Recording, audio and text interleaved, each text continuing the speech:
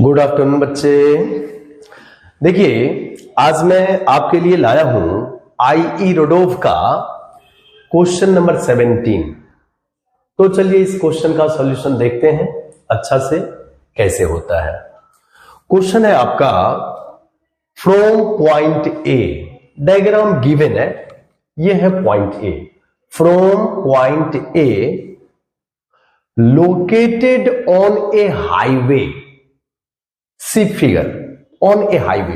भाई ये जो लाइन आप देख रहे हो ए सी डी, ये स्ट्रेट लाइन, ये हाईवे है। हाईवे नेशनल हाईवे होता है ना, straight line. A C D जो है वो हाईवे है, इस पे गाड़ी चलता है, ठीक है। One has to get by car as soon as possible to point B.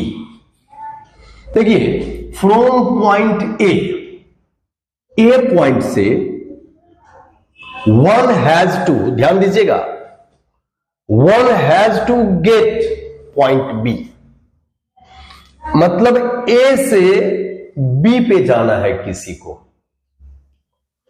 ए से बी पे जाना है। As soon as possible, as soon as possible means कम से कम टाइम में, शॉर्टेस्ट टाइम में, कम से कम टाइम में जाना है ए से बी तक। लोकेटेड इन द फील्ड, ये जो बी पॉइंट है ये फील्ड में, मतलब कि मान लीजिए इस तरह से रोड जा रहा है तो रोड पर नहीं है वो पॉइंट बी, हाईवे से परपेंडिकुलर डिस्टेंस एल पे। ये देखिए ये हाईवे है, हाईवे से परपेंडिकुलर डिस्टेंस एल पे है ये पॉइंट बी। तो ये बी पॉइंट हाईवे पर नहीं है, फील्ड में है, साइड में है, कच्ची रोड पे है। तो भाई रोड पे हाईवे पर में तो बहुत ही हाई स्पीड से कार चलता है, लेकिन अगर आप फील्ड में ढुकोगे, साइड में अगर आप गाड़ी लेकर के, कार लेकर के अगर ढुकते हो तो आपका स्पीड कम हो जाएगा। नेशनल हाईवे पे आपका स्पीड हाई रहता है और जब आप फील्ड में डूबते हो तो आपका स्पीड कम हो जाता है।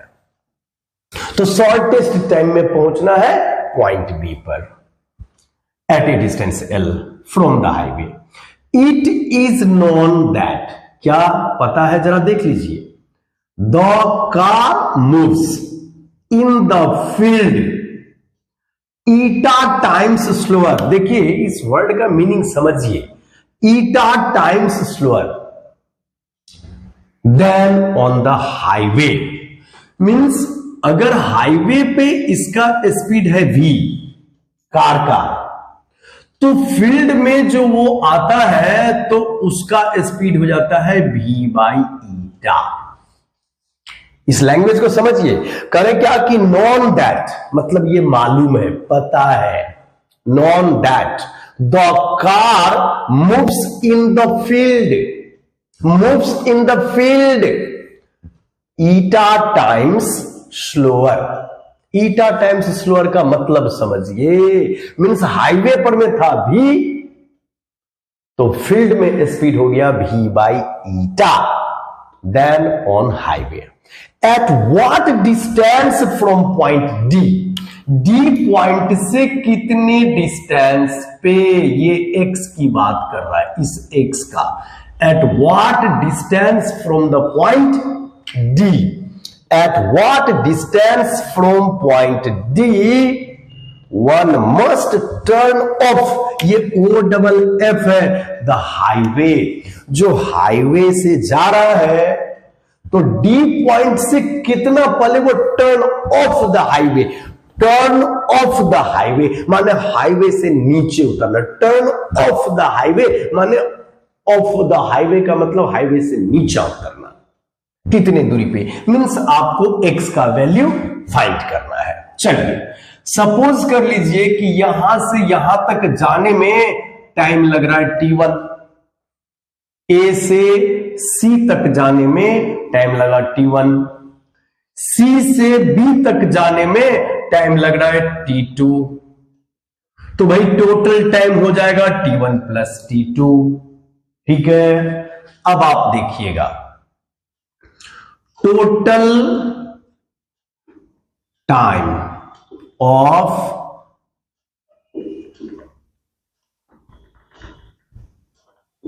Journey T is equal to हो जाएगा T1 प्लस T2।